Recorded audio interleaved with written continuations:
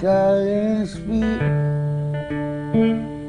but my hands was made strong by the hands of the Almighty.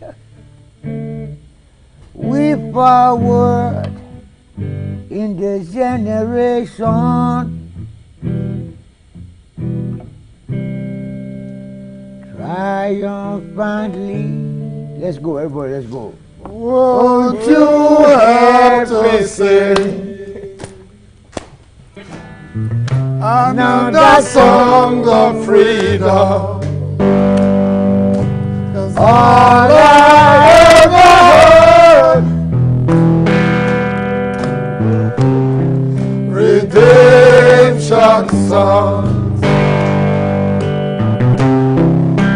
redemption songs. Emancipate yourself from mental slavery.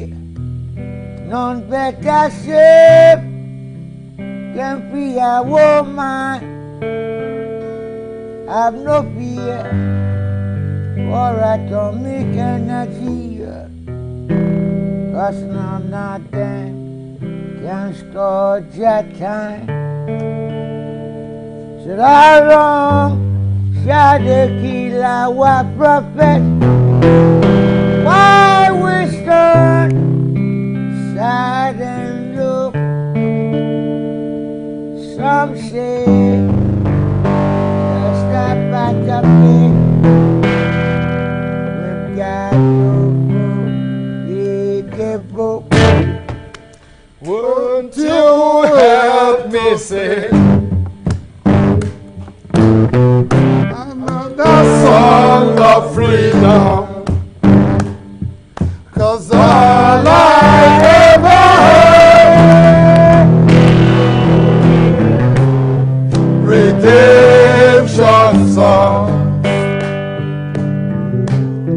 redemption songs. sing on with me, children.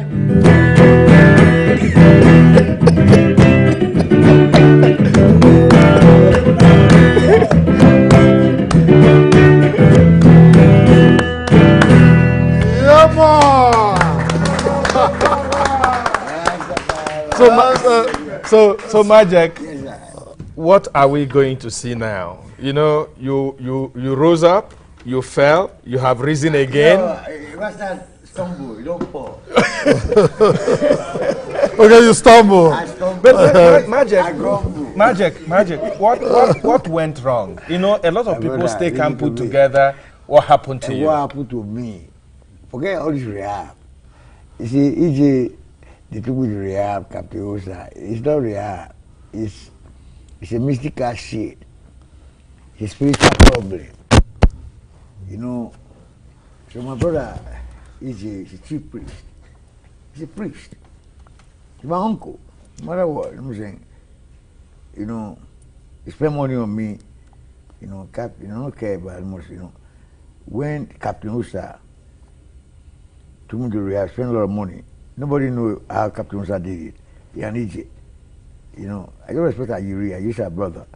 It's an underground system. So rehab, I have spiritual problem because I read the books I'm not supposed to read.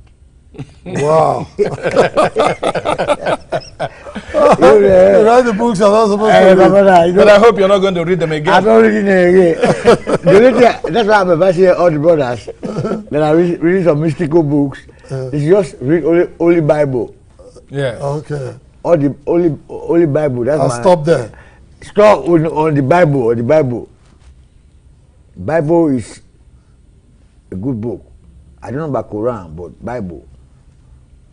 Yeah. Yeah, you know. See, books. Sometimes I read many books. You know what I'm saying? You know. See, rehab cannot solve my problem. You know, it's only God that can heal me. Yeah. So I get my healing from Jesus Christ.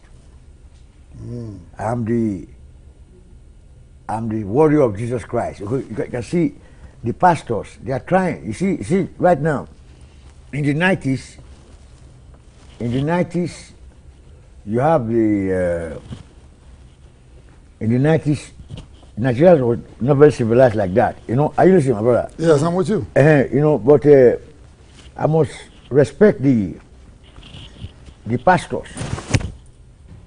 In the 90s, in the 80s, 90s, Nigeria was still in darkness. But right now, as you can see, They brought people out from the darkness. darkness, the pastors, the prophets, they brought back light to Nigeria. So people that don't have hope, Now have hope. hope. Now everybody's leaning onto the Bible. It's now the Bible. We are waiting for the Muslims to change their ways and stop terrorism. You can't, because Islam means peace, according to our President Obama. It's our president, it's our leader, you know what I'm saying? He's caucus, inner caucus. Yes. I read their books, inner caucus. Don't read it again, man. I won't read it Don't again. read it again. So, see, now, the people that are holding back the progress of mankind are the Muslims. I'm sorry, I'm not trying to criticize That's the Muslims. violent ones. Yeah, the violent The Muslim. violent ones. Yeah, Yes. the violent Muslim. And Muslims supposed to be peace. So when the Muslim and the Christians, right now the Christians are doing their part, bringing peace. So the Muslim must unite with the Christians Christians so that it can be peace. all over the world. And that's peace Just all like over that the song world. you did a Holy song like Spirit. Holy Spirit. Yeah. That's what we are doing now. Say, peace to the world. 7 angels are coming to come and destroy the world. So we have to be ready. Prepare your mind. Your reward your shall soul. day. Yes. Shall be on that day. Your You reward. know, Anyway, Majak, your lyrics, I think that's where we're very living. 7 inspiring. days. That's- 7 Yes, days. but, that's where we're living. Yes, there's a beautiful song Majak is still going to do for us to close the show today. That is African Unity. Africa unity. And I think the band should be getting ready because Majak is coming over. But, you know, it's your first time on the show, so we will leave this with you. Yeah. It's a small present we're giving to you Yes. for being on the show today. Let my boy Uzo. Yes. Give it to Uzo. No, okay. Uzo, Uzo will come. Anyway, you are going to the band to give us. Yes. Uzo please. my boy. Okay. Yeah, Yes. my PA. So. So. If you want to promise, we time Okay. over here. I came all the way from Okay. Lagos. Who's also you hold this for the Rainmaker? Yeah. Because it's going to the bandstand you, now. Yeah. And I think we can start hearing some of those Yeah. the instrumental. So Majak, Majak, so you we go will back to take you to the band. Thank you, sir. Thank you. Yes, Africa Unity.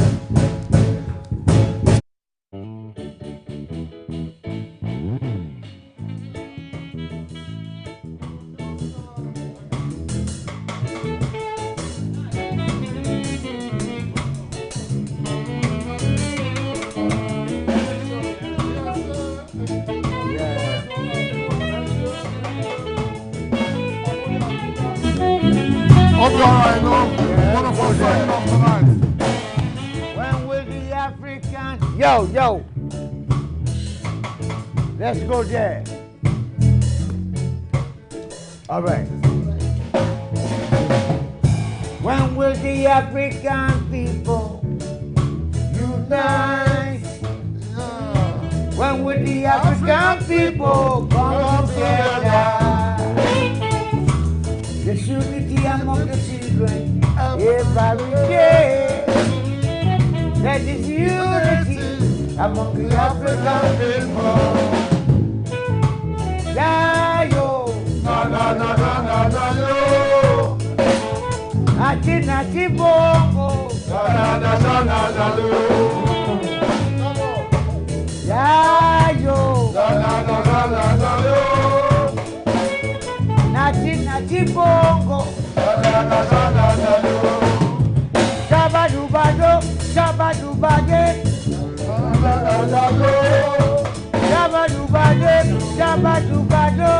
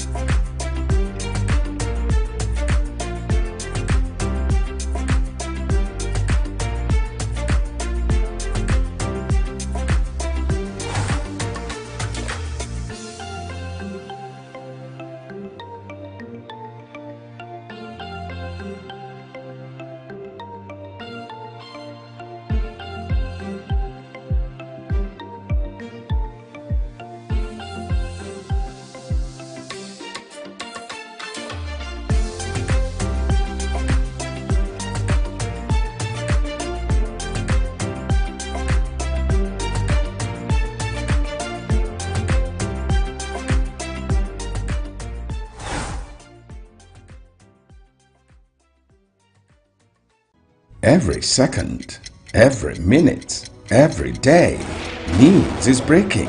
Events occur and there are new developments. At Signature TV, we follow these stories objectively, bringing all sides without bias, explaining the complex issues, breaking down the numbers, and investigating the issues behind the news.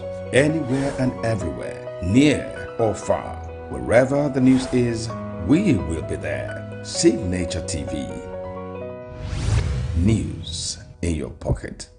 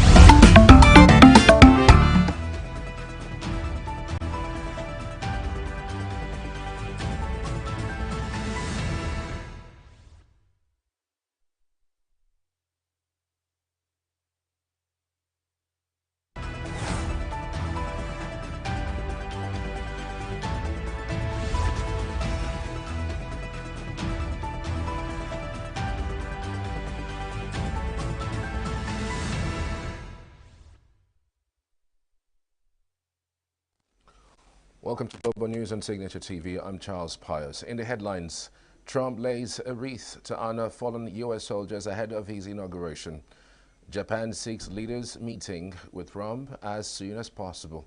Shettima departs Abuja to represent Nigeria at World Economic Forum meeting. And Nyman's forecast sunshine, haze, thunderstorms across Nigeria from Monday. Details shortly. We are local.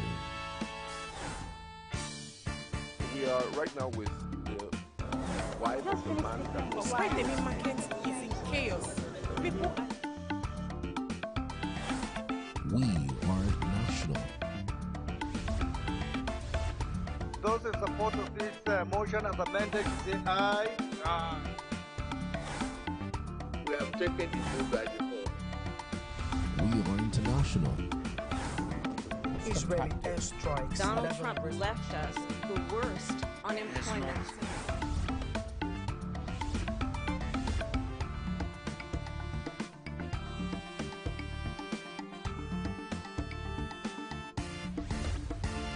Signature TV, news in your pocket.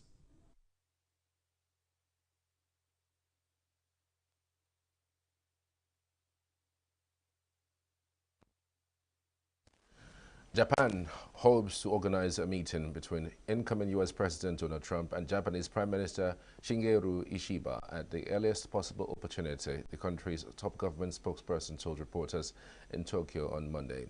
Japanese Chief Cabinet Secretary Yoshihisa Hayashi said Japan hopes to partner with the new Trump administration to further strengthen the Japan-U.S. alliance. Trump is said to be sworn in as President of the United States on Monday, ushering in his second term in office. Trump has pledged to sign a flurry of executive orders on subjects ranging from border security to oil and gas production on his first day in office. We hope that a Japan-United States leaders meeting with the new Trump administration will take place as soon as possible in order to hold frank discussions and build a strong relationship of trust and cooperation that will raise the Japan-U.S. alliance to an even higher level. We aim to share with the new American administration the understanding that the hand-in-hand cooperation between Japan and the United States in bringing about a free and open Indo-Pacific is a great contributor to peace and stability in the region and worldwide. Beijing residents said on Monday they were worried about how the Chinese economy. U.S. President-elect Donald Trump takes office for a second time. One resident, Wang, who only said that the fact that Trump is a crazy, wild person makes her think twice about whether China's economy will improve or become worse when he takes office. Another resident, surnamed Zhang, said that she did not want the U.S. to sanction China as it is still developing in key areas, including technology, as she expressed hopes that relations can improve as time goes on. Trump is said to be sworn in on Monday, ushering in his second term in office and capping one of the most outstanding political comebacks in American history.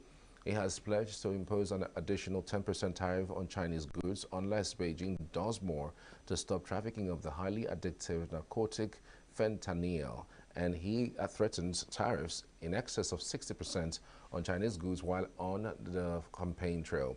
Trump said on January 6 that he and Xi have been communicating through representatives, expressing optimism about their relationship. From a personal perspective, what I can see is that China's economy is not very good at the moment, due to the impact of the COVID-19 epidemic, and the fact that Donald Trump himself is a crazy, wild person, doesn't help matters on our side. After he takes the presidential office, we are also thinking about how the economic situation in China would change. Is it improving or getting worse? Actually, for us ordinary people, we are likely to pay more attention to some of the foreign exchange rates and how foreign exchange rates affect how we manage our money, wealth. Actually, the exchange rate, at the moment, is still relatively strong, and many bank experts have also suggested, saying that it may be a good idea to buy US dollars in the long run. So, we need to see what happens on both sides. But from our national perspective, we definitely do not want the US to sanction China. It's definitely worrying when Trump takes office, because China's economic environment is already quite bad, right? If the trade war between China and the US continues, it will definitely not be good for us, ordinary people.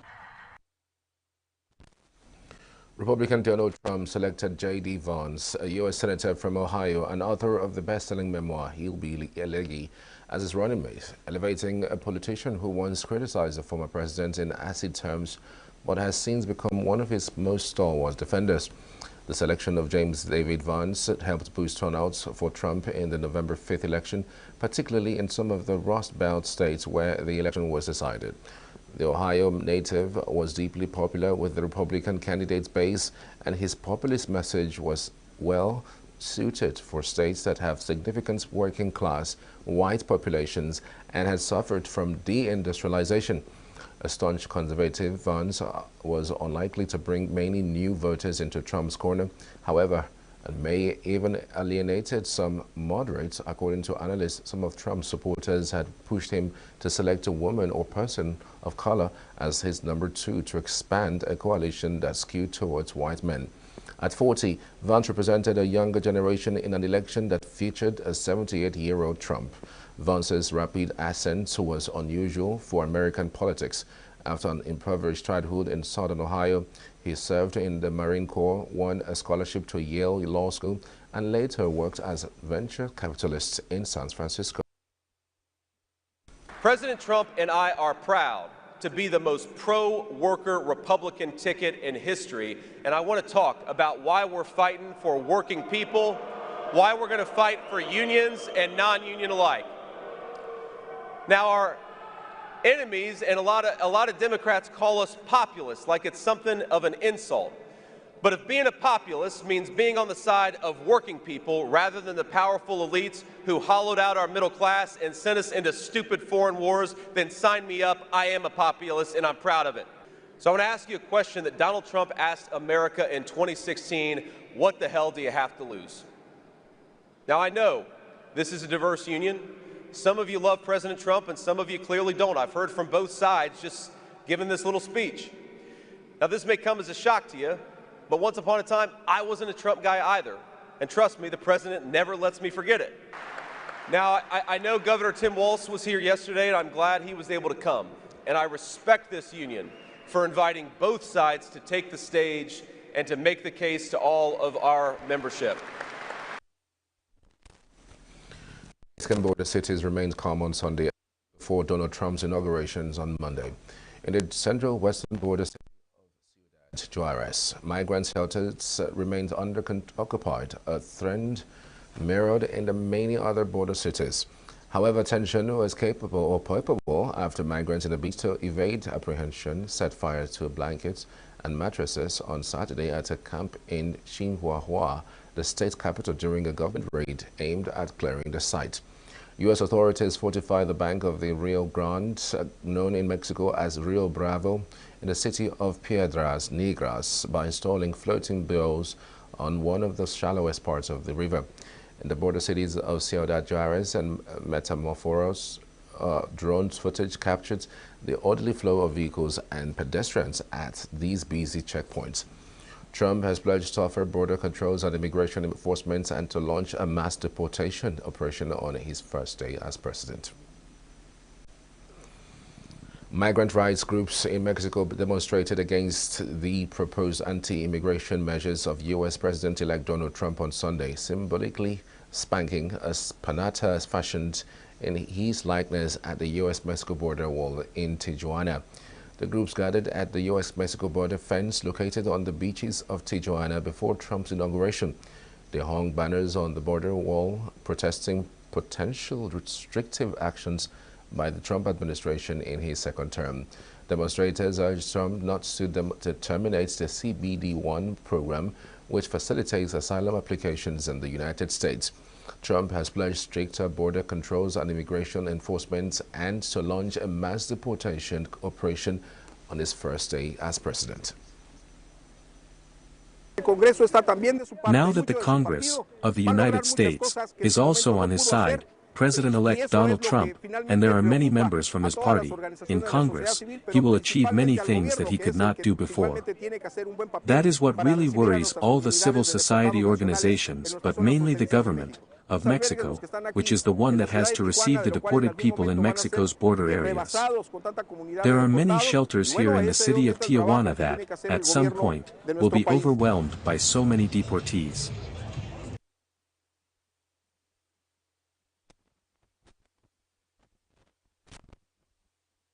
Amidst the sound of vendors hawking colorful MAGA gear, thousands of supporters of President-elect Donald Trump stood in line in Washington, D.C. on Sunday to watch Trump take a victory lap on Sunday with a campaign-style rally one day before he is sworn in for a second term 4 years after losing the White House to Joe Biden.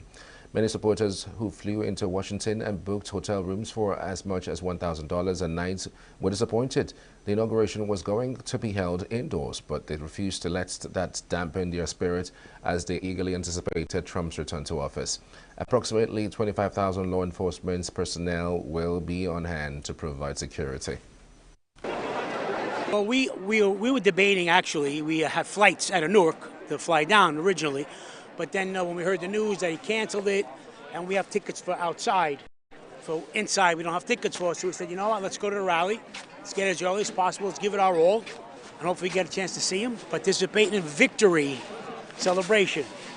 So we got here about 5 a.m. this morning. Left the hotel around 4:15. And how's it been? It's been great. I mean, it's a vibe. But, I mean, earlier this morning, it had to be a few thousand people here already. And the vibe here is phenomenal. It really is. It's a good positive vibe. No one's complaining about the cold, the lines, the way. It's a nice, it's a good feeling so far.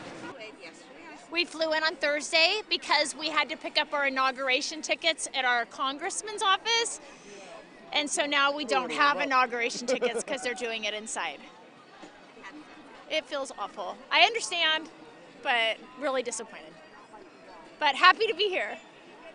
Does the rally make up for it? Happy to be here. We were coming to the rally anyway. So I'm excited to be able to see him and support. Security standpoint, absolutely. We want to protect our president. Obviously, we've had a couple attempts already on his life, so we want to make sure he's safe. So I do feel, in a lot of ways, I'm very glad about it. There is a part of me, of course, that's very sad because we won't be able to actually witness it, with our own eyes per se.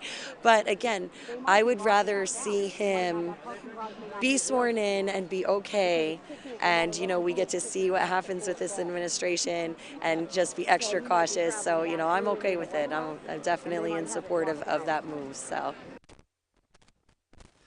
President-elect Donald Trump says his respects to U.S. war dead at Arlington National Cemetery on Sunday, a day before he returns to power, with plans to aggressively reshape U.S. immigration and trade policy. The Republican 78 placed a wreath first at the tomb of the unknown soldier before holding a rally with supporters at the Washington Arena, his first major speech in Washington since the January 6, 2021 rally that preceded the storming of the U.S. Capitol. Trump, accompanied by Vice President-elect J.D. Vance, saluted the tomb as a military bugler played taps. Large swaths of the city around the U.S. Capitol and White House have been blocked off by steel fences since last week, and there was a heightened police presence throughout the area.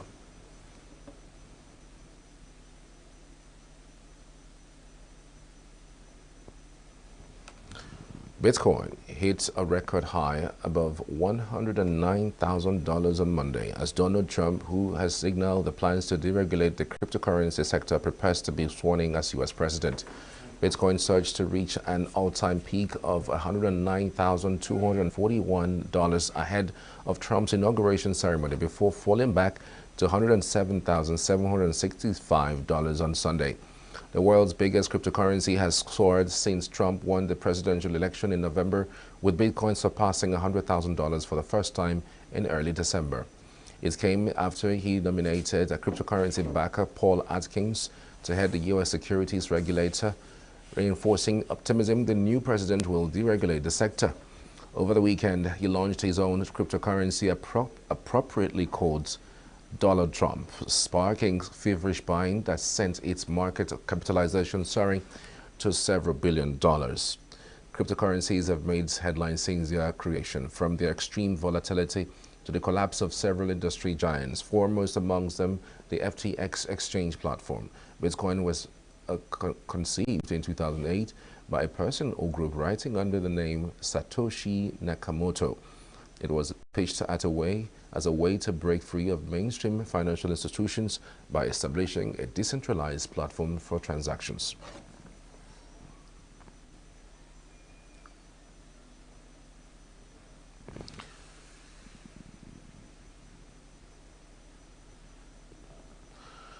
Drone footage showed crowds of civilians and Hamas fighters.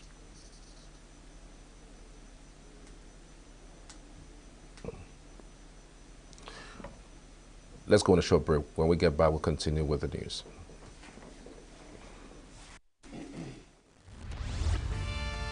We are local. We are right now with the wife of the man that was... Why the main market is in chaos. People... We are national. Those in support of this motion as amended, say aye. Aye. We have taken the vote by default. We are international. Israeli airstrikes. Donald Trump left us the worst unemployment.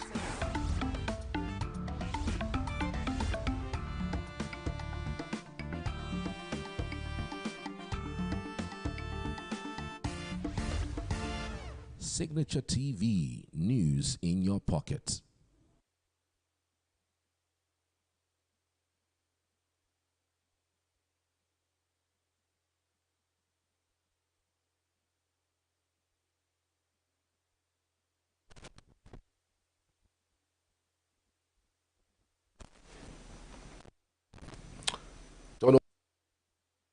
At any moment from now, take over the White House as the 47th President of the United States of America. To discuss the impact of Trump's government on Africa and Nigeria is a foreign affairs analyst, Vinmar Singh Obiora Ilo. Good afternoon. Thank you for joining us.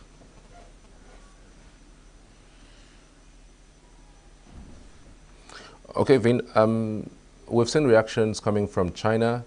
We've also seen some reactions from Japan and even Mexico. We've seen others also coming in from Canada. Everyone, a little bit agitated about what the Trump administration would, throw at them. But we have really not seen so much reaction coming from Africa. From your point of view, as someone who has followed the development so far, his campaigns and what he has said, what do you think that the administration of Donald Trump holds for Africa? Well, I must say firstly that the last 8 years, the last 4 years of Biden has not done much for Africa. The first 4 years of Trump didn't quite do much for Africa. And if what we hear and read is anything to go by, we might not see much happening for Africa under Trump. There are so many other big issues, in quotes, that Trump is interested in. He's interested in immigration in the U.S. That is number one focus. We understand that today, before the end of today, there will be a lot of executive orders emanating from the Oval Office in the White House on immigration. Unfortunately, not much has been said about Africa. But Africans are also worried, just like Canadians, just like the Chinese. Africans are worried about what might happen with the Trump presidency. For instance, the African Growth and Opportunity Act, AGOA, which came under, I think that act came under Obama also, has not really gone down well with Trump. Because when you look at that, at AGOA, part of your qualification is that you should not engage in activities that undermine United States national security or foreign policy interests. And it might interest you to know that one of the countries that are already very, very worried is South Africa, because AGOA has benefited South Africa more than any other African country since it came on board. But those that work with Trump, those that relate with Trump, those that we may see working for Trump, are already saying that a country like South Africa has not, shown eligibility, in the sense that, one, they are working with the Chinese, they are working with Russia, they are working against Israel. If you remember, South Africa was one of the countries that has designated what is happening in the Middle East as genocide. So these are not American positions. So a country like South Africa is very apprehensive of what Trump might do. And you know that Trump, what is important to him in his politics, he sees politics as transaction or transactional. You give me, I give you. What am I going to gain? What are you bringing to the table? And you know that African relationship with the West has never been based on what Africa can bring to the table, because Africa is not bringing much to the table. It has been a one-sided relationship where much help is coming from the West to Africa. But Trump, who is even at loggerheads right now with one of his closest allies, which is Canada, which is just his neighbor, about what is Canada bringing to the table. He's coming with all these tariffs and all that. So it doesn't look good for Africa. It doesn't look good for Africa. And the man being touted as going to take the position of, I think, Deputy Secretary of State for Africa. The man's name is Peter Pham. Peter Pham is a man who also believes, just like Trump, that the relationship must be transactional, that you scratch my back, I scratch your back. You bring something to the table, then, like when you see some aid that's coming to Africa, you hear about what is the African country bringing. Okay, you bring 20%, we bring 80%, and all that kind of a thing. So it doesn't really look good for Africa, Charles. But it also is the reason for African countries to understand that their destiny really is dependent on themselves. It's time for Africa to realize that, look, we can't base our future, our budgets, the well-being of our people on what America will do for us, what Britain can do for us, what the European Union can do for us. Because as it has been proven, the personality of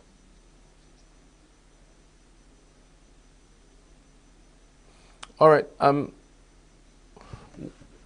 We understand that one of the major thrust of his campaign was decentralizing of the cryptocurrency network. And especially the cryptocurrency. As a matter of fact, we understand that even Nigeria is one of the countries that have the largest population when it comes to cryptocurrency usage. How much of the decentralization by Donald Trump of the cryptocurrency, currency would affect Nigeria and the Nigerian youth? No, I'm actually thinking that for people that are into cryptocurrency, that Trump coming to office is already receiving a boost. And I'm sure, I think I heard this in some of the stories you read just a few minutes before I joined you, that the cryptocurrency has grown in value just because he's taken over power. The cryptocurrency also grew just when he won the election. And he has indicated that it is an area he wants to pay some kind of attention. So in terms of cryptocurrency and the new financials, his coming there might be of advantage to Africans, because a lot of African youths in their, in their get-rich-quick mentality, see the cryptocurrency as a short way, as a shortcut to success, to wealth. So if Trump comes in, paying attention to cryptocurrency and all those kind of financial instruments now, I think it will benefit a lot of people in Africa, because a lot of our youths in Nigeria, like you rightly said, Nigeria has a good population of people that are in that trade. It could help, but it all depends on, with Trump, he talks and talks and talks. It's only when he starts matching them with action that you can really say for sure that this is happening. Okay, we appreciate you for your insights on two of the key issues that you have raised about his impacts on Africa. I'm sure not about now he would be taking his oath of office. We will connect with you a little later on the network. Thank you so much, Vin Martin Obiora. Actually, he will be sworn in 12 noon in Washington, which I think will be much later in the day for us. So we would also be interested in hearing his plans, because the inaugural speech is usually where a president sets an agenda and gives the world a direction of where he will be going. So we're apprehensive like the rest of the world. We'll be waiting for all that. All right. Thank you so much. Drone footage showed crowds of civilians and Hamas fighters surrounding Red Cross vehicles carrying 3 Israeli hostages during their release on Sunday in Gaza City. The Israeli military said it was receiving the hostages, identified by the Prime Minister's office as Romy Gonen, Doron Steinbrecher, and Emily Damari. Since the first 3 hostages are returned on Sunday, Israeli is expected to release the first Palestinian detainees under the deal. According to Hamas, the 90 Palestinians to go free on Sunday include 69 women and 21 teenage boys. The first phase of the truce is the 15-month-old war between Israel and Hamas took effect following a 3-hour delay during which Israeli warplanes and artillery pounded the Gaza Strip. The first 8 trucks from the World Food Programme, WFP, entered Gaza through the Karim Shalom crossing on Sunday on the first day of the ceasefire. Aid has been hampered by fighting, Israeli shelling, destroyed roads, but also looting and the total collapse of security and law and order across the Gaza Strip after 15 months of war. But WFP country director speaking in Khan Yunis, Gaza, said he was assured by the fact that Sunday's deliveries entered safely with no looting. Palestinians shared the start of the ceasefire in Deir al-Balah on Sunday as long lines of trucks carrying fuel and aid supplies queued up at border crossings in the hours before it was due to take effect. The deal requires 600 truckloads of aid to be allowed into Gaza every day of the initial 6-week ceasefire, including 50 carrying fuel. Half of the aid trucks would be delivered to the north, where experts have warned famine is imminent. The director of Safra Children's Hospital, Professor Itai Pasak, said on Sunday that all 3 hostages were in a stable condition. He told the press conference that they were reunited with their families and medical examinations would take a number of days. Romy Gonen, Doron Steinbrecher, and Emily Damari have been reunited with their mothers at a meeting point inside Israel, close to the kibbutz and nearby music festival where they had been abducted in the October 7, 2023 Hamas raid that precipitated the war. The 3 appeared in good health in a video later released by the military. Damari, who lost 2 fighters of 2 fingers when she was shot the day she was abducted, could be seen smiling and embracing her mother as she held up a bandaged hand. I'm happy to report that they are in stable condition that allows us and them to focus on what is the most important thing for now, is reuniting with their families. They are reunited with their families, and we will continue to monitor their clinical condition. This will take a few more days until we complete all the examinations that are needed and treat whatever we find within these within the workup that we will perform. Families of hostages still held by Hamas held an event in Washington, D.C. on Sunday to thank incoming U.S. President Donald Trump for his efforts to secure a ceasefire, but urged him to follow through so that all remaining hostages are set free. 3 Israeli women were set free on Sunday after a ceasefire deal halted fighting in Gaza on the eve of the inauguration of U.S. President-elect Donald Trump. Families of hostages and their supporters gathered on the National Mall in front of the Washington monuments to call on Trump to make sure the multi-stage ceasefire deal is implemented in full. The first phase of the truce in the 15-month-old war between Israel and Hamas took effect following a 3-hour delay during which Israeli warplanes and artillery pounded the Gaza Strip. The truce calls for fighting to stop, aid to be sent into Gaza, and 33 of the nearly 100 Israeli and foreign hostages to go free over the 6-week first phase in return for nearly 2,000 Palestinian prisoners held in Israeli jails. My son's situation, he was one of 79 civilians taken hostage from kibbutz Nir Oz on October 7th. that same day, 59 of our community of a little over 400 were massacred by Hamas terrorists and looters who came in their wake. The only positive proof of life we've had for Sagi came over a year ago in the first round of releases. A handful of the women and children who were released at that time had seen Sagi in the tunnels under Gaza. They were able to tell us that he was alive but wounded. But that is no guarantee of anything, because they also saw many other men who were from our kibbutz in the tunnels, and several of them were executed by Hamas in subsequent months. So we are not sure of anything right now. I want to thank you for the President Trump to make this deal happen, and President Biden to never give up on us. But as I'm speaking to you today, I want to make sure that the world will know the deal must go on in full, in completely, in all the stages. Today is not Hamas's day. Today is our day, the one we have waited for over a year.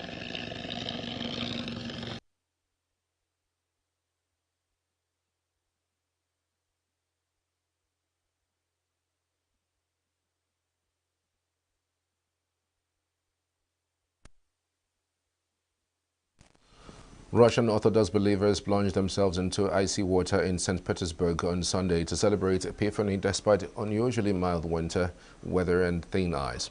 Rescuers and medical workers were on standby and kept a close eye on those who took to the waters. Russia's emergency ministry recommended that swimmers keep an age-old ritual commemorates the baptism of Jesus Christ in the Jordan River, or the Epiphany, which the Russian Orthodox Church celebrates on 19th of January.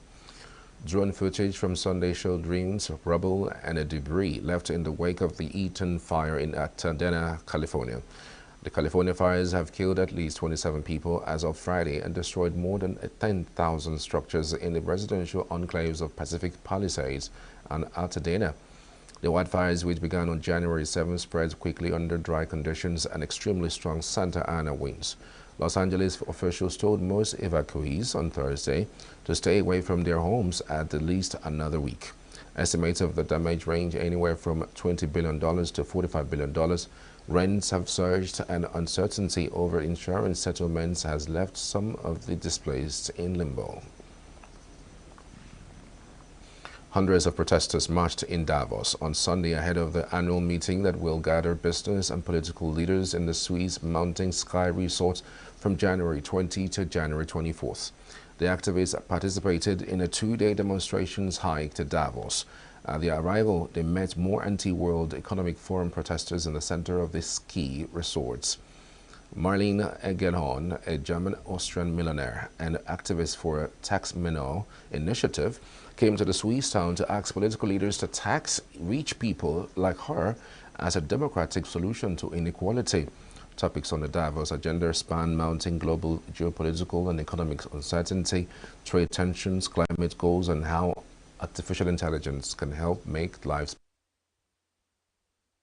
Federal government seeks global mining partnerships to boost economy. NLC faults fresh petrol price hike, says federal government insensitive. Do stay with us. We are local. We are right now with the wife of the man that was... Why the main market is in chaos? People... We are national. Those in support of this motion as amended say aye. Aye. We have taken the vote by default. We are international. Israeli airstrikes. Donald Trump left us the worst unemployment.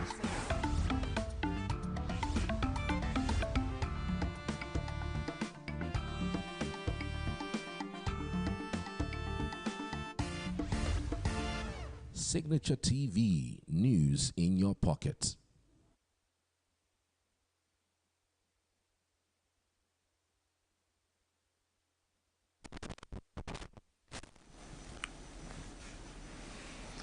Vice President Kashim Shettima has departed Abuja to represent Nigeria at the 2025 annual meeting of the World Economic Forum (WEF) in Davos, Switzerland. A statement by the Senior Special Assistant to the President on Media and Communications Office of the Vice President, Stanley Nwokwacha, said that Shettima will join world leaders, top business executives and representatives of development partners at the meeting to discuss the state of the world economy with a view to improving its conditions. While in Davos, the Vice President will hold bilateral meetings with other leaders as well as participate in workshops and forums slated for the annual gathering. He's expected to attend a workshop on roadmap to co-create investment opportunities for Africa's frontier markets, organized by the African Development Bank in collaboration with the World Economic Forum to boost the flow of capital into Africa's frontier markets to scale solutions that build a prosperous, inclusive and resilient continent. The Vice President will also attend a dinner for heads of state, government and international organizations, as well as annual meeting 2025 Crystal Awardees, the International Business Council and strategic partners slated for Kerpak Village, Eagar.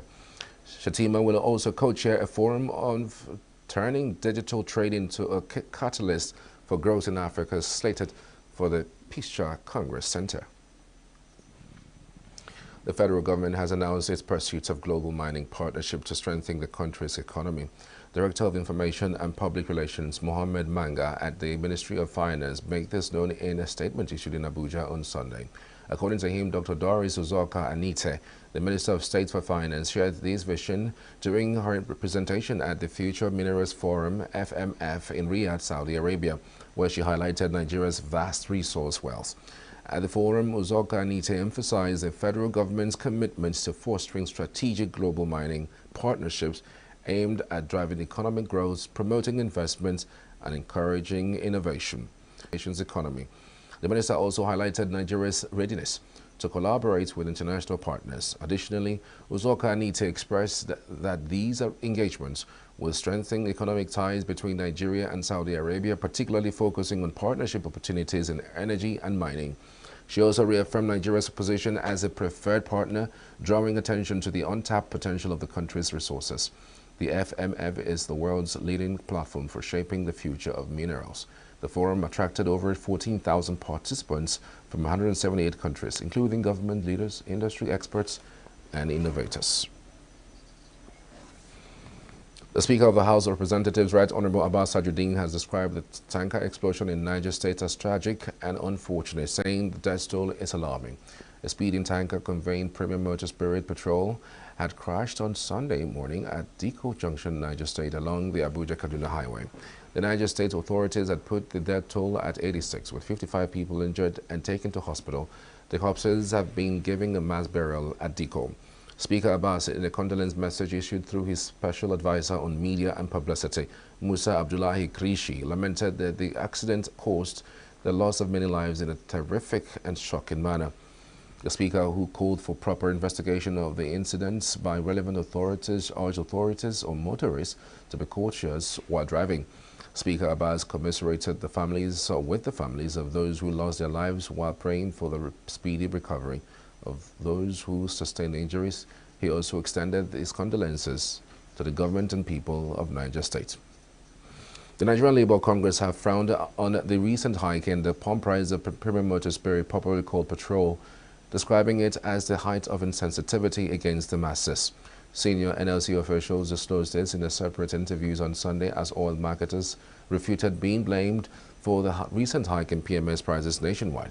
Similarly, the Dangote Petroleum Refinery also said the rise in petrol price was not from the $20 billion Lekki base plant, but due to an increase in the cost of crude oil, the major components for refined petroleum products.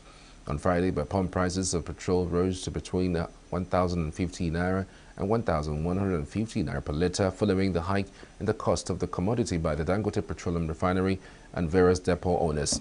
Dealers confirmed that PMS prices would continue to rise since the major components in fuel production, crude oil, has been on the upward swing lately.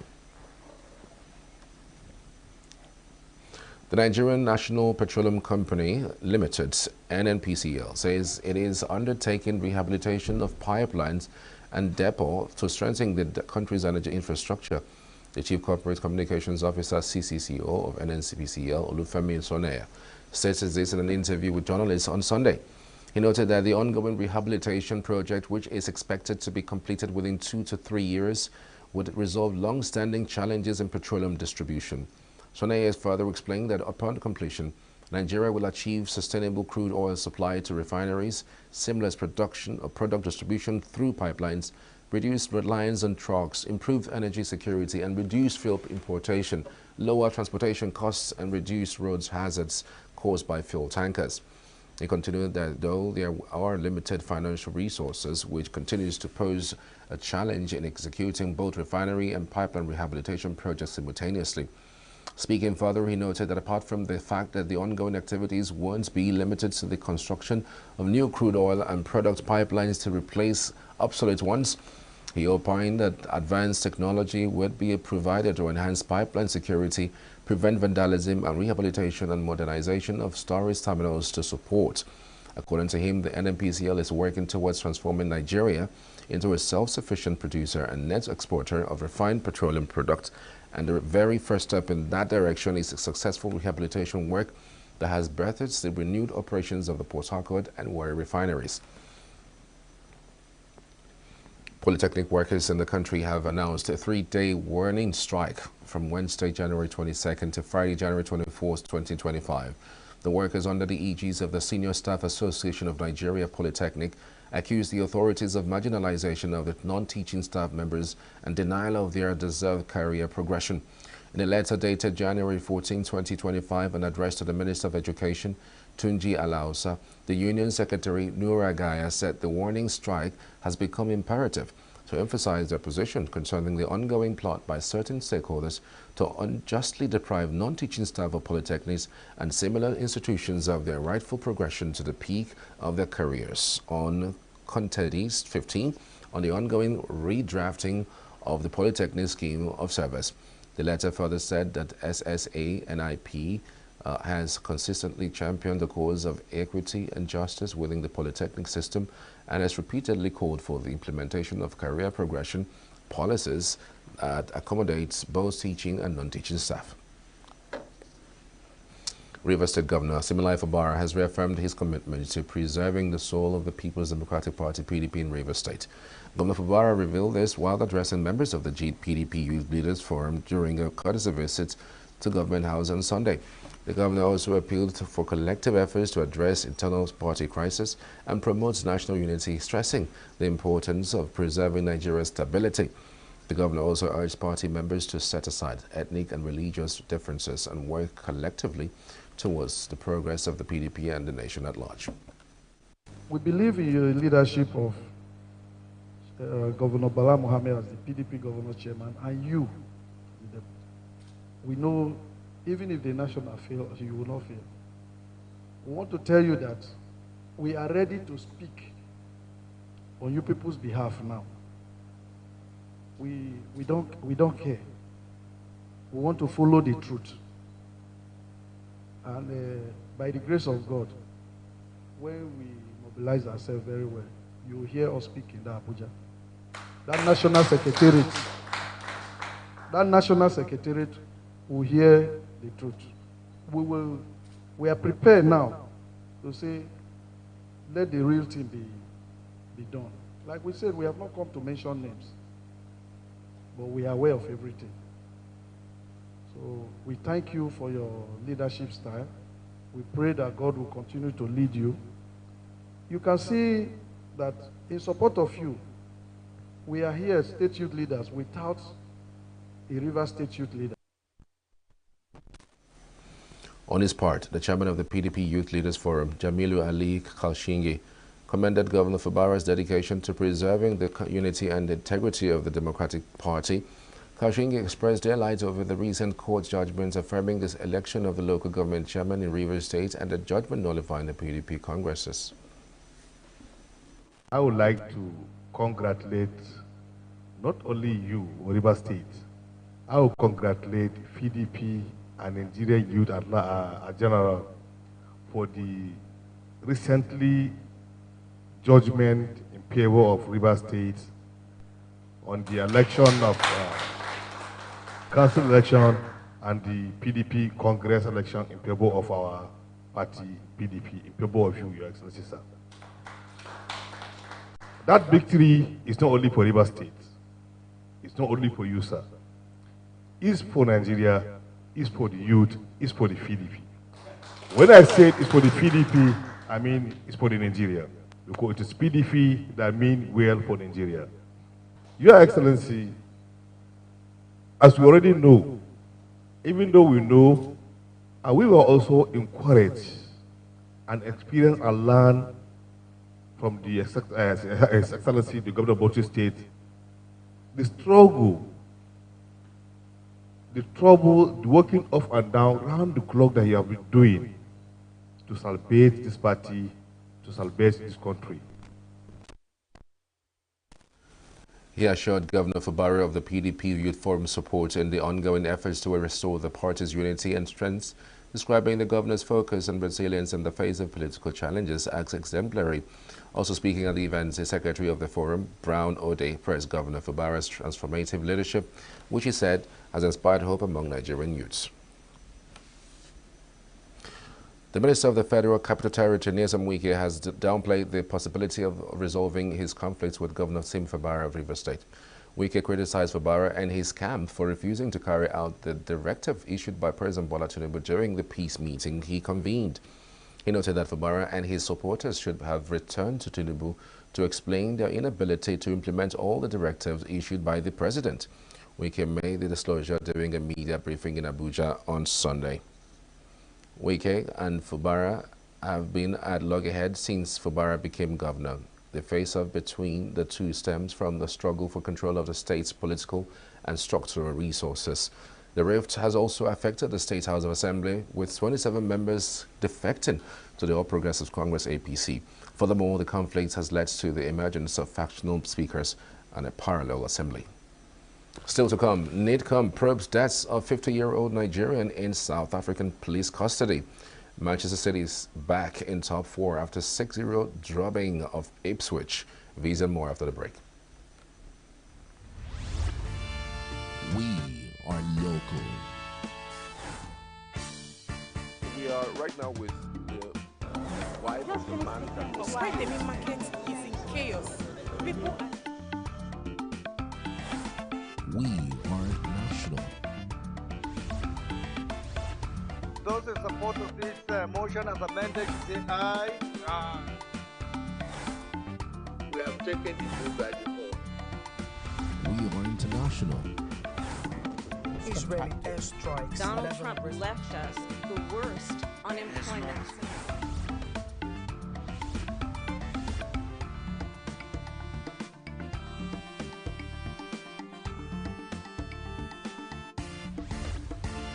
Signature TV, news in your pocket.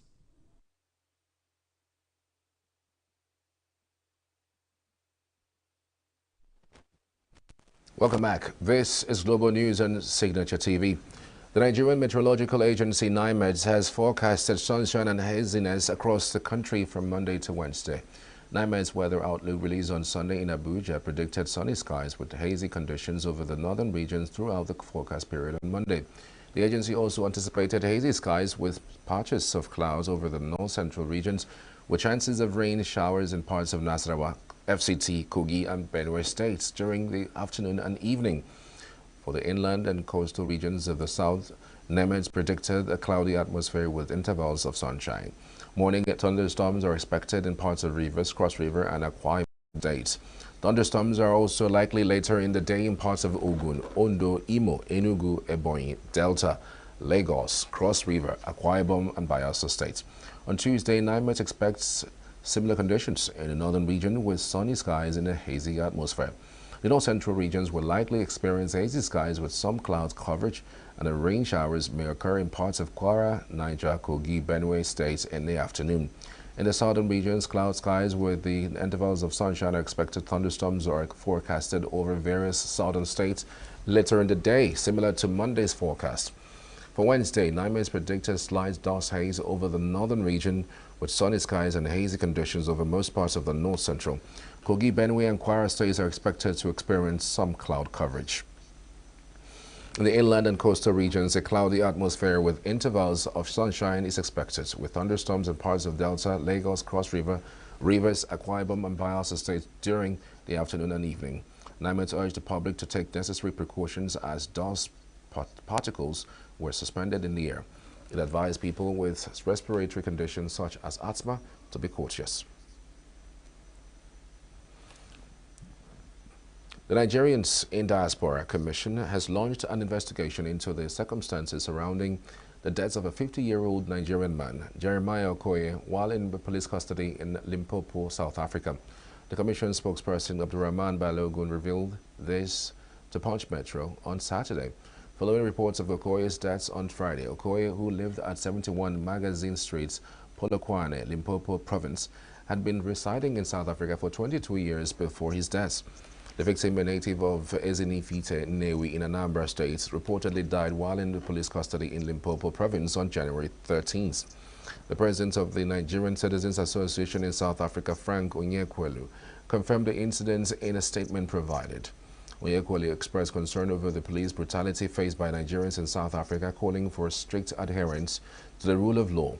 He added investigations are ongoing to determine the cause of his untimely death. And that's the news this hour. Many thanks for joining us. I'm Charles Pius. See you later.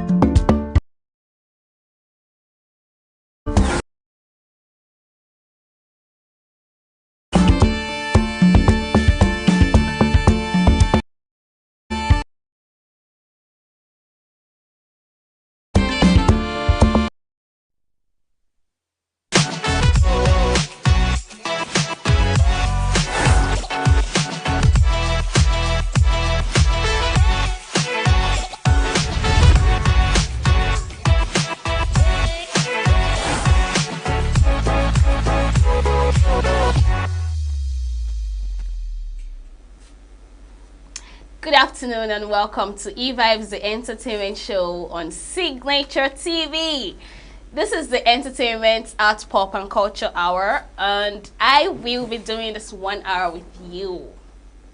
So of course we'll have interesting stories and we have an intriguing topic to discuss with this wonderful guest of ours. So let's delve into the stories of the day. Nigerian comedian, actor and producer A.Y. Makun's latest film, The Waiter, has surpassed 300 million at the Nigerian box office. On January 15, 2025, The Waiter grossed an impressive 305.1 million naira, firmly establishing itself as one of the Nollywood's most successful releases. In its fourth week, the action comedy racked in an additional 26.6 million naira, maintaining its momentum and staying strong amidst fierce competition. Released on December 20, 2024, The Waiter wasted no time capturing the audience's attention. The film grossed the 200 million naira milestone within its first 2 weeks, with total earnings hitting 218.6 million naira by early January. I must say a very big congratulations to A.Y. Makun to The Waiter movie. I'm sorry. If you haven't seen the particular movie, what should I say to you now? Should I say sorry to you? Or should I give you that encouragement to go watch the particular movie? Because imagine A.Y. the comedian being the director and producer of this particular film, and it has grossed up to 300 and something million naira. It's as if it's in competition with Everybody Loves Jennifer. Alright, so Nigerian singer Skills has sparked controversy with its comments following the death of an Economic and Financial Crime Commission EFCC officer who was shot during a recent raid. The singer, who shared his thoughts on social media on January 20, 2024, revealed his lack of sympathy due to a traumatic encounter he and his family had with the EFCC in 2023. In a series of posts on X, he shared that the death of an officer in the hands of a citizen was coming due to the commission's manager of operation. The singer specifically called out an EFCC officer he identified as Mr. Femi, who caused him pain the day his home was similarly raided in the middle of the night back in 2023. Recounting the trauma from the incident, he stressed that he would never forgive the EFCC for the way they broke into his home, frightening his infant and mother. Apart from Skills, the truth is, so many young guys would second what Skills just said, that EFCC comes like a thief in the night. Okay, someone said, since you came like a thief in the night, you will die like a thief in the night. You know, apart from EFCC, Skills has called out the police checkpoints he tends to see every 2 minutes whenever he's driving, and the kind of harassment they cause on people. If you can recall, we had such interview with an artist one certain time, and how stressing he analyze that it's so embarrassing for them to always stop them on the way and give them accusations that are meaningless just because of how they dress and all that. But I'm sure anyways, let me not be the judge. But so the EFCC person that was shot dead, may his soul rest in peace. Skills is just being bitter and remembering what happened in the past. And he's trying to recollect that, yes, citizens will also come at this kind of people because of the embarrassment they always cause to people. You know, EFCC candidate is not the only person that has been shot dead. If you go around Amenchi Road as if you're going to Abani, we hear constant news. As of last 2 years, how citizens shoot those policemen and army men that always cause harassment to students and citizens. So this particular incident is not actually the first one, but Scales is coming out to say that it's not like he likes it, but it was prone to happen one certain time. Because why are you raiding someone's house? Why are you coming to somebody's house like a thief in the night. That means there's something you're looking for. Alright, so American rapper Cardi B has said that she wouldn't be affected by the ban on TikTok in the United States. Recall that TikTok shut down in the US on January 19th after its Chinese owners failed to sell the platform as mandated by a law enacted by President Joe Biden in April 2024. Following the ban, a social media user with the X handle OneLex said, rappers such as Cardi B, who depends on TikTok to promote their music, should find alternative jobs. The user wrote, now, all the female TikTok rappers gotta find real jobs. You first, at Cardi B. Now, responding to that, Cardi B said, babe, I'm getting a $7 million offer to do my own vitamins. I can retire you from your flipping burger job by tomorrow. Thank me though. I've been helping you get your $8.99 Twitter check. That was rude. That was rude. But I tend to wonder, do you think that Cardi B was getting her fame through TikTok?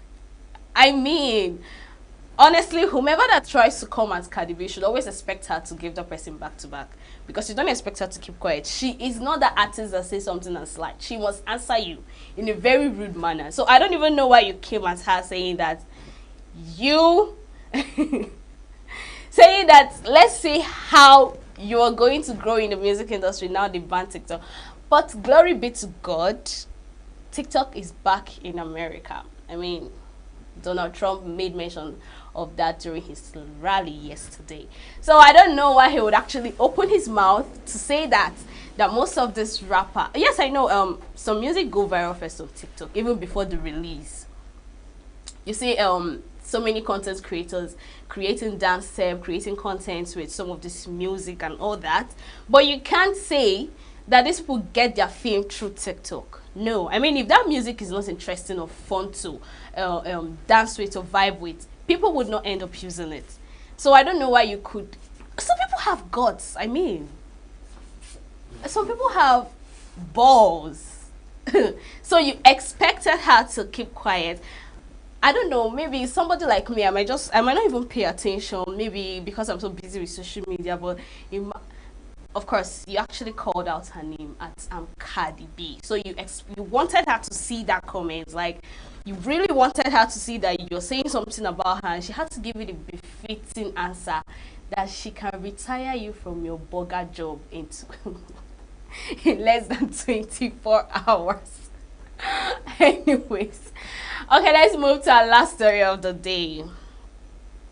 Princess Stephanie of Monaco, who is the president of the festival, and her daughter Camille Gottlieb attended this 2025 edition.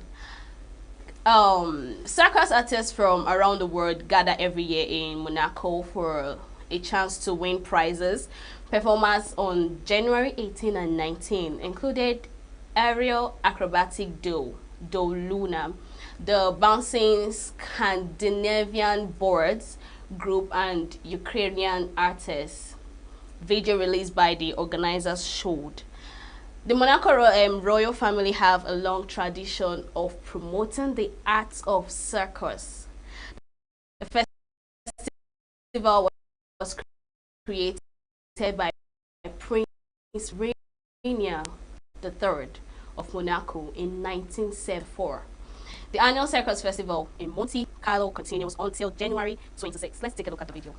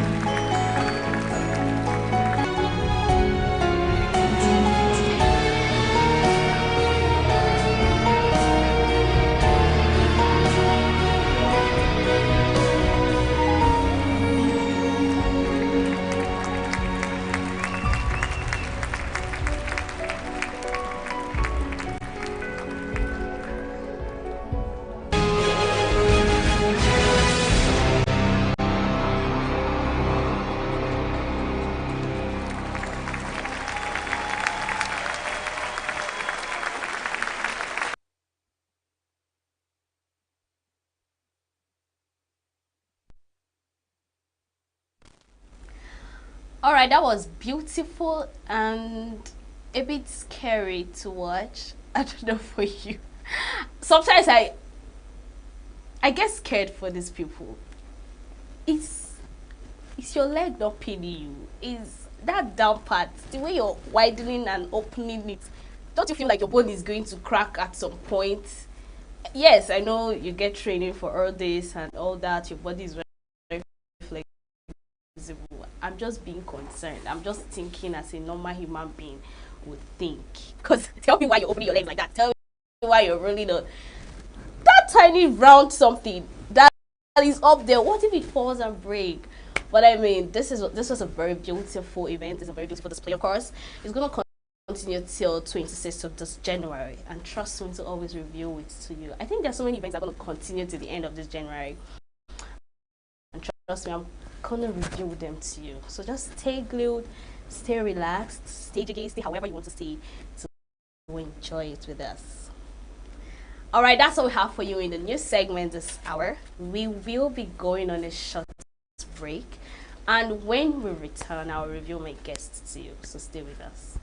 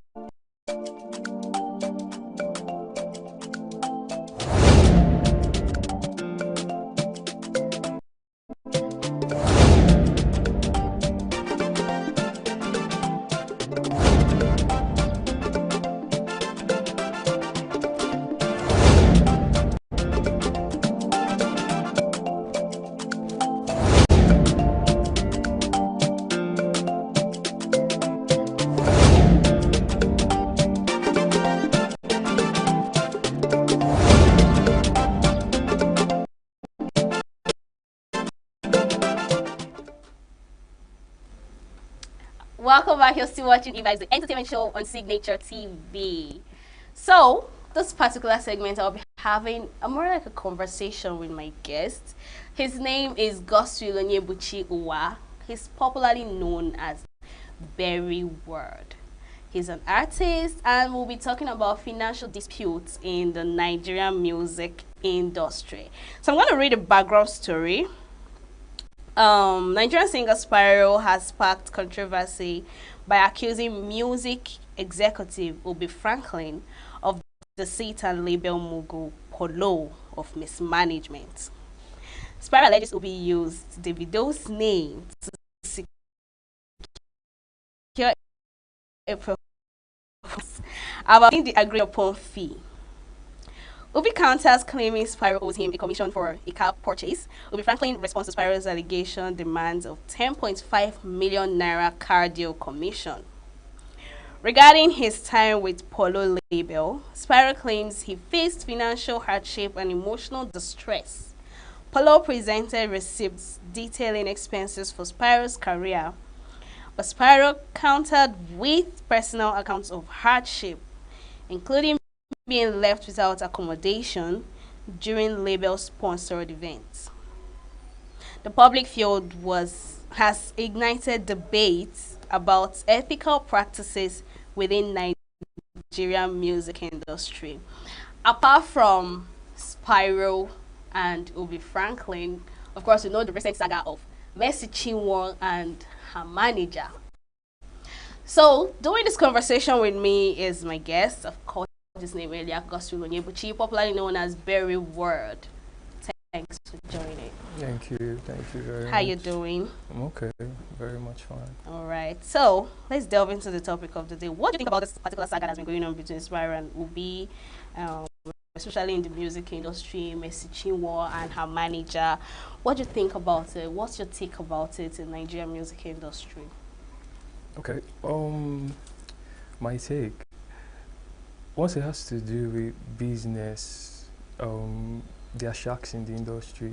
Sharks? Exactly. That you have to be a shark in the business to survive. Exactly. Like that's how it works. Not just the music industry, but then there are more people. There are people that are actually more greedy than the others. Yeah, they would want to still take your regardless of your hard work and stuff. So it's just be self-aware and ready for whatever comes up. Yeah, because definitely you meet them in the industry. It's not like it's everywhere. It's part of life. Okay, so let me talk to you personally. Have you faced something like this before? Okay, I did, but not the music aspect though. But it's just a money business thing. Okay, with friends yeah, and exactly, but not like in the music. So why do you think artists always find themselves in this financial dispute? Is it they didn't have this agreement before, or what? Let me tell you a little about that Spyro's case, because I had to go down and read the WhatsApp conversation. Yeah. This whole thing started on October, and this is January, October last year. And this is January, this is their WhatsApp conversation. According to him, he said normally you would pay him before he performed. Yes, no. But he had to, because of the respect he had to Obi Franklin, he had to perform first, right? So now my question is, why do music artists face this financial dispute? Is it because they perform before payments, or they don't have this agreement before they go on stage to display? Okay, I think it has to boil down to the relationship. Okay. Because imagine we're close and we've had like things to do in the past, and you have a show and you're putting me on the show, and I know we've done things that money can't come in between us. Regardless of how much you choose to pay me, I would still want to pay that respect because we have something in common, right? So, but now it boils down to the relationship, because like I said, you have to be a shark in the industry. You have to know. Emphasis on shark. Exactly, because once it's something that you are feeding off on, you don't have to always like maybe sympathize or always try, okay, you pay me later. No, now. You have to pay. Business is business. Exactly. So you just have to bring the money. First of all, before performing. Yes, before anything at all. That's how it should be. Like, I think anybody should understand that process. Like, once you are in it, you need to understand that, okay, this is how it works. You have to, regardless of the relationship. It now boils down to maybe the artist. It's like, Baba, no worry about money. I go do it for you. Based on things that we don't do before. You understand? But once it has to do with all those stuff. But still talking about relationship. You know, Mercy Chinwo, her manager, had this very close relationship. That we're so surprised that she would even arrest him for such amount of money. I don't know, but I think, like you just said, business should always be business. All right, so let's delve into the next question. So, what role do contracts play in ensuring that music artists get the satisfaction needed after their performance? Okay, I think sometimes it's just like depends on the clause they have in the contracts. Okay. It depends on the clause, because when it has to do with like business, especially the performance aspect, it doesn't. Sometimes it doesn't have to be like a contract kind of thing. Do you understand? Because sometimes shows are like just one-time show, and you need this person maybe because he has traction and he has a song that is blown, and you know people are always going to engage with him if he's performing. So it's something that you'd have to settle down or talk through with the person or with the team, because it works better with the team. Because once you work together, because sometimes all these familiarity things, they actually bring problems. A lot. You'll be like, you know my son, I knew lot. when you started. Did you get and a lot? Crazy. Okay, so it's very funny, but yeah. Okay, so are there any industry-specific reasons why organizers should delay in pay, apart from this over familiarity? Because let's assume I'm not familiar with this person, and let's assume, okay, let me use the word now, me for cup, I for collect my money before I perform. Are there any industrial specific reason why you should delay my payments apart from these two things I just stated now? Delaying of payment shouldn't be a problem, because this transactions is not something that we start, except it's like there's like network or maybe bank issues. What do you mean by bank issues? Exactly, now, because if I should send you money now, it won't take like time or something. You just receive the alert, you'll be credited. So it's not like something that should be hard, but because of, like I said, sharks that would want to, once they say, okay, you're still a smaller shark and you're coming up, okay, they would want to rape you because they feel like maybe you don't have the capability to fight back or something. That's like, I feel like they just want to show that power. Just depends on the person, though. I think it just has to boil down to the person and how you tend to handle your business. Yeah. Do you think it's it boils down to maybe they're not satisfied with your performance? Okay, when it boils down to that in particular has to do with a lot, because business is business, regardless of how you put it.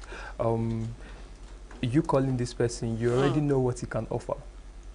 Okay. Do you understand? Yeah, you already know like what he has in store. It's not like it's a new something, or okay, this artist is just trying.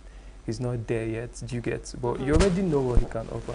Yeah. And even if he doesn't really offer like much, you guys talked about it. There's like a amount of money you agree to pay this person. So why not keep up to the deal? Sometimes I feel like it's just all these familiarity things that causes the issue. Because once you're able to like still talk it out, like, you know, say, okay, this business is a dumb business, and we can now continue being families after the business.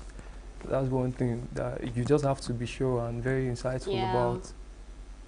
So that's okay, so personally, do you think they should do this whole contract thing with the artist or the artist manager? Because looking at it, if Mercy Chinwo is having issues with her manager, that means whatever contract they had was with the manager. Yeah. Right? So possibly if they had this contract with her personally, they wouldn't have this issue now. Do you get what I'm saying? So now my question is, do you think it's better to work with the artist him or herself, or you work with the team, maybe the manager of the artist or the PA or something? Okay. For that, I think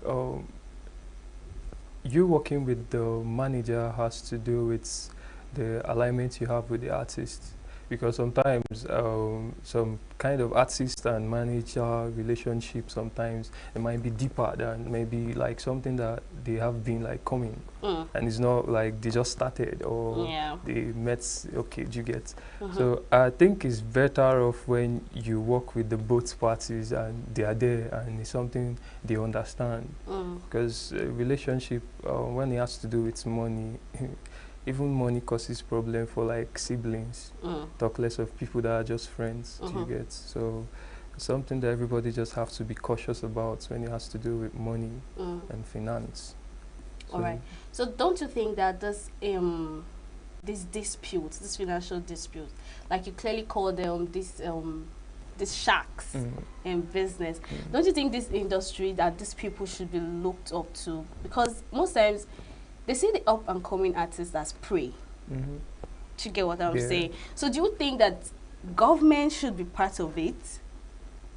Do you think higher authorities should be part of this sharks that see up and coming artists as prey? I'm even calling up and coming artists as prey, like you clearly said over familiarity. What they call it now? Spiral, right? Spiral is not a small guy. Exactly. He's a big guy. Mercy Chinwo is not a small person. She's a big person. So what do you think the government should do about it? I don't know, I'm even emphasizing on government, but do you think the higher authorities and the industry, people in higher authority, should they look up to this? Should they look at the sharks in this music industry? I think it has to do with like the level of the situation at hand, because I wouldn't, if it's like something you'd have to go to court for, I don't think it's something you'd have to engage the government, except it's like now it has turned out to be a very big way out of hand situation for the artists to handle. That's when you can say, okay, we need like a higher person to come into the situation. But once it boils down to the artist, and once it's contracts, anybody that breaches contracts, you know, you have your lawyers standby to take up the case. Okay. Definitely. So that's why it's most importantly to have a lawyer that you're working with, somebody that knows, okay, this is how this should be. Once, okay, this is your royalties and this is what you should get of this, whatever business you're doing with somebody. Yeah. So definitely you should have a lawyer as an artist, somebody that will back you up. Whenever this kind of case Exactly. is all right, enough of that particular conversation. Let's face you very well. First, let me ask you, why did you choose the word very well? There's something I noticed about artists. Yeah. Why don't artists use their name? Why don't they use their real name? Right. Definitely. I have people that actually use their real names. They always put a spice to it. There is always a spice to it. I don't know why. Okay. The thing about my name is I've had a name issue before when I started my career quite early, and but this name is quite special to me because it resonates with like my sound. What I do, because once you think about berry can be fruits, berry can be something sweet, and my sound tends to do something with that sensation revolving around it. So when you hear it's a very nice sweet sound, like something you want to indulge in. Do you get? So that's like berry plus the word is basically my surname. Yeah. Because I was like, oh, Nyobuchi very world. So I'm like, oh, at least it is. That was I said, you people always add a little spice to your name. So talk to us about your journey so far in the music industry. I know you said you've not faced these financial disputes and all that, but talk to us about your journey so far. Okay. My journey has been amazing. I thank God, because it's not been easy, but I thank God. Everything has been, I believe it's divine alignment for me, because it's been crazy. I won't lie to you. Crazy in what aspect? It's been crazy. Go into being details. Being an upcoming, you have to be working, going to the studio to record, you create content, you drop, you promote. Like even imagine you don't have like maybe a label that is supporting, or somebody that is putting like effort on your works. Like it's tedious for just one person to handle. Do you understand? That's why as an artist you need a team. Like regardless of how you do it. Yeah, you have the vision, the dream, but you need to make people see that vision with you. People that will believe the vision. You get. So it's been crazy for me, but I thank God. But now it's just, I wouldn't say it's easy now, but I thank God it's not as it used to be. Right now. Okay, talk to us about your promotion challenges you've actually faced when it comes to promoting your music, because I know finance is always definitely a number challenge. one. It's a general challenge for everybody, right? Yeah. So now talk to us about promoting your music. What challenges have you faced when it comes to promoting your music? You know, I just finished reading a particular story about Cardi B. Okay. Someone saying, let's see how her music industry would go. Now they've banned, that was as of Sunday. Okay, Saturday. Now they've banned TikTok from America, right? So it's assumed that TikTok is more like a promotion social media for music artists. Yeah. So talk to us. What are the challenges you've actually faced when it comes to promoting your music? Okay. Challenges I faced when it comes to promoting music.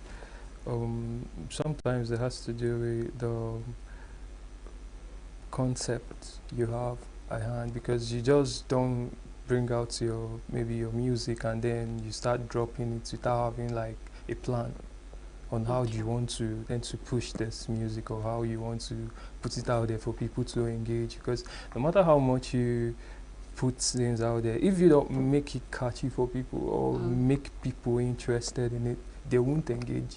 You have to find something that actually maybe it might be a niche or something, but something that drags that attention. So sometimes it's hard. It doesn't come easy for this. So sometimes it takes months and months of planning, but regardless, you still. But the major thing is in PR, I think the eras has passed when it was like really hard for an artist. Now you have like social media to do a lot of things, so you just need to keep putting yourself out there back to back, because you don't know which one will click. Yeah. Definitely. So the challenges I've faced promoting music is okay, as of now, I don't really think it's a challenge, but it's just like a stumbling block that is just something that will pass. Yeah, definitely has to do with the concept at which you're working with right now. As of now, okay, I had like a Tupac sound out. Okay. I'm still trying to promote it. It's out there on our platforms. Get to Love, and you go and stream. It's a very nice song. Don't get me wrong. You like it. Of course, it's gonna be a nice song. Yeah, you made the song. Yeah, very well. You already know. Okay, so this same promotion thing, I know you say, why am I overemphasizing on it? Let's go. But there was a time there's this story that was trending. I don't know who actually gave that statement, that music are no longer the way it used to be, that you enjoy it because of the lyrics, that now music make money and go global because of the promotion. And I'm like, yeah, I've heard people saying they put money in promotion and all, and you just said they have to be a niche to make that music stand out. So does it mean that once you have money, whether your song is good or not, and you give it the right promotion, it must hit the market? Definitely too, but let's just don't put out like the finance on it, because music nowadays, anything can blow up with the right promotion. Do you get? Yeah, with the right people to get your songs, and maybe especially when it has to do with like maybe influencers that really have very much, especially on TikTok, because TikTok is like the new wave right now for any creator. So to get anybody to use your sound to like do something, and once it's catchy, forget, like in a twinkle of an eye, you can just blow up without even knowing. So that's how easy it is. But sometimes it doesn't come that easy, because you have to go through the stress of trying to get people to engage first and all that. Yeah, but regardless of how you do it, you just So have are you to trying put to in the say work. that it's God? Like, there was a time, what is this sound? Is it this Davido sound that he released a long time ago? Yeah. That was last year, and he had to come back to social media. You see people reusing it. Even this Sophia sound. Yeah. Right? So are you saying when is that time for Definitely. or is it a promotion? Maybe they gave more promotion to those sounds. Okay. I think I would use this CK's Love Wanting as an example, because I think that song he dropped in 2019, and then the song started gaining traction in 2021 after like 2 years. So imagine what he's been doing that 2 years. He's been trying his best to put it out there, doing his promo. Yeah. And then after like 2 years, the song blew up. Went like, I'm sure right now the song is maybe more than 1 billion streams. But you get, Yeah. he never knew that song was ever going to get that viral. big. You get, so I think it's just grace. Yeah, Plus emphasis the on work grace. too. Emphasis on grace. Okay, so let's talk about your genre of music. What kind of music do you do? Okay, I do Afrobeat. I do Afrobeat because I feel like it's something that I've listened to numerous times, like while growing up. I do listen to a lot of people, but there's something about Afrobeat for me. Like The it just beat it's itself? not just the beats, Okay. everything that has to do with it. It revolves around like us, Africa. Africans. Do you get? Yeah. So it's something that you can't find any other place. This is like the grassroots of it. You can't go outside it. No, people do Afrobeat outside the country in diaspora, but Yeah. it is not close to what we have Africans here. do. Do you get? So Yeah. there's something about the genre and What did you trust study me. in school? School. I never did. What? I never did go to school That's surprising. Mhm. And your parents were comfortable about it. because I chose to do the music. You know, you're actually the first guest that I've had. Yeah. Others will say, I studied law. Mhm. Some will say medicine, radiography, Yeah. and all that. Wow. Is it So funny? your parents, you told them you don't want to go to school, you want to do music, and they were comfortable with it. Normal African parents wouldn't be comfortable with it. Exactly. Let's be honest. Exactly. But I had my fair share of all the problems and that comes with it. I had my fair share. I had my fair share. Don't worry. But it happened. But it got to a point where they were okay.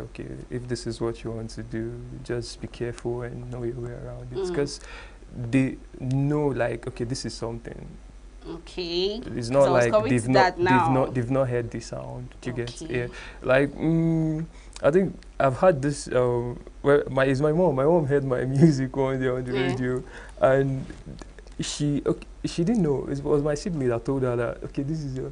She was really surprised. The excitement in her face was like, before it wasn't there, because she just know I do music, but she doesn't really engage in whatever I do. Yeah. She doesn't know I work in a studio every morning. I would just carry my bag to the studio. So she doesn't. So she heard my sound, and then she was really.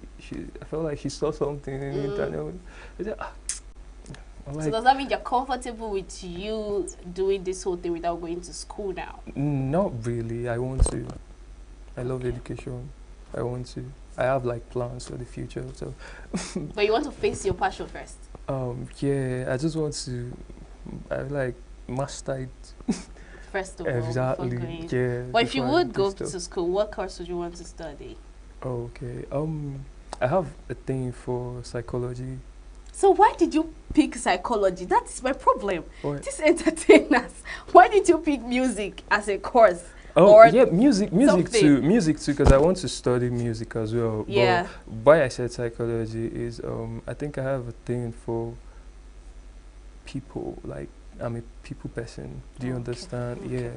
So that's what thing I just want to study about the psychology thing. But for the music, I would still go deep into it. I want to take my time on it. Okay. All right. Can you do a very, very short performance for us, like a freestyle? Let's hear your voice. Like you said, it's berry, strawberry, cranberry. What are all the berries we know? So do a little performance for us. Let's see what you've got. Okay. Are you shy? No, I'm Okay. not. Okay, I think I should give you this one. I don't know if you like it. Whatever. Let's try. You light up my life like the morning sun. Mm. Oh, girl, you rock my world. You set my soul on fire. Now you did blow my mind. Oh, girl, I no go tire for you. Can you keep up? Okwego Kageri. Yes. Oh no, love wanting to. Oh, Okwego Kageri. Me I no go tire for you. All right, that was nice. That was interesting. So, I was giving you beats. You didn't even give me accolade for that. Thank you. She co-produced. Okay, so this time around, we'll be playing games with you. I don't know if you have a problem with that.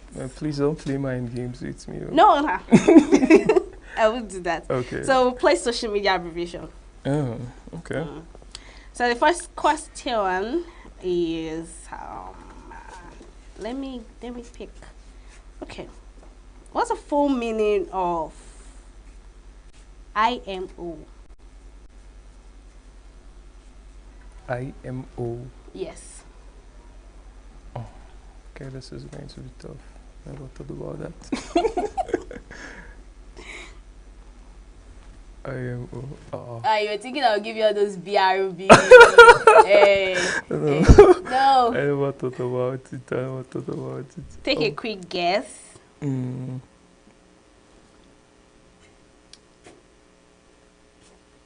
Oh, my brains are blocked right now. I can't think. So you don't know, right? I should tell you the answer. Please tell me. In my opinion. Oh, Jesus. I never thought of that. Okay, let me give you this one. What's the full meaning of AKA? If you feel this one, you will feel my hand. No, you will not feel my hand, but you will feel my hand. Because you artists use it very well. AKA, berry, word, AKA. So what's the full meaning of AKA? It's going. It's going where? Tell it to come back. You shouldn't go anywhere. It's going. So tell me. Oh. I'm still thinking. My brains are blocked right now. Ah, Jesus Christ. You know. The full meaning is also known as berry word. Also known as. Thank you. You're welcome. I won't forget it. You're welcome. Okay, let's play the one you would know as an artist. Complete the lyrics, match the lyrics with the song, and also you tell us the name of the artist. So the first one is, this distance is taking a hold of me for sure. Closer. You know I gave you expo. I'm not supposed to sing it. I wasn't supposed to sing it. What's the name of the artist? Oxlade. Okay, correct. Then the next question, I'm not going to sing it. Okay. Now my pastor say, I be my father. Okay, now my pastor say, I be my healer. Everything I desire, I go receive.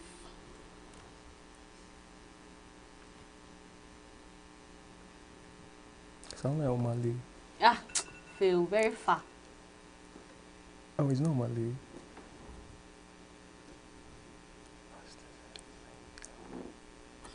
No. Thank God I did not sing it. Is there a guess? Quick guess. Yes. Okay. The answer to that is Bloody Samaritan, and the artist is Ira Star. Okay, let me ask you another one. Some of us are wise. Every other person overwise.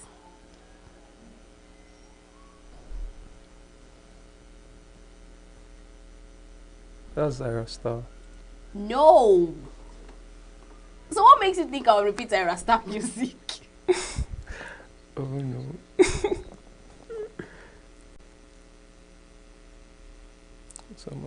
Organize. What's the name of the song? And it's Ashake. You feel that one. Okay, let me give you the last one. I'll sing it for you. Oh yeah, get up and dance. Omali. What's the name of the song? Only Ghost Fire. So I had to sing it for you before you get it right. Of course, no. Okay, so cover face like Labaja.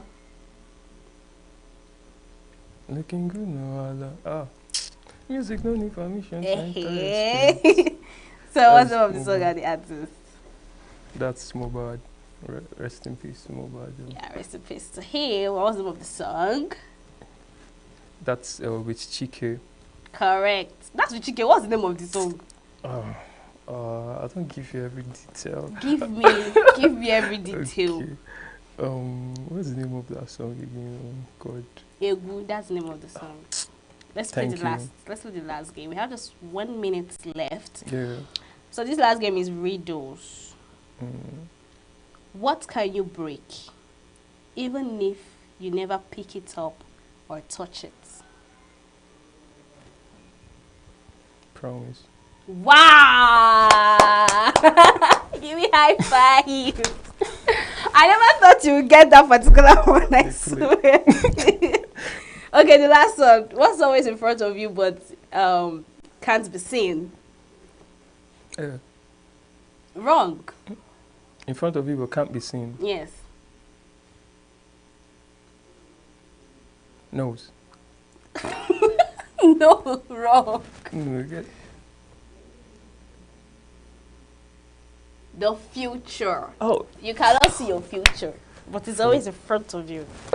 All right, thank you so much for joining us. That was interesting. You enjoyed the segments, right? Thank you very much. Yeah, you're welcome. And you learned, Abi. Yeah, I did. A lot from you. I think I will have to keep up. I try, Abi. I'll have to keep up. Just say I try. Of course, no. Thank you very much. Like my mentor right now. Thank you very much. Except you are ready to take the honors. You do the honors of being my mentor, I guess. Wow. Wow. Give me my flowers. Give me my flowers. All right, the show has come to an end. This is a wrap. Here we draw the curtain. Follow us on all our social media platforms. Yeah. Subscribe to our YouTube channel. Of course, I'm your baby girl, Queen Wohunta. I'll join us same time tomorrow. Enjoy the rest of your day. Bye. Bye.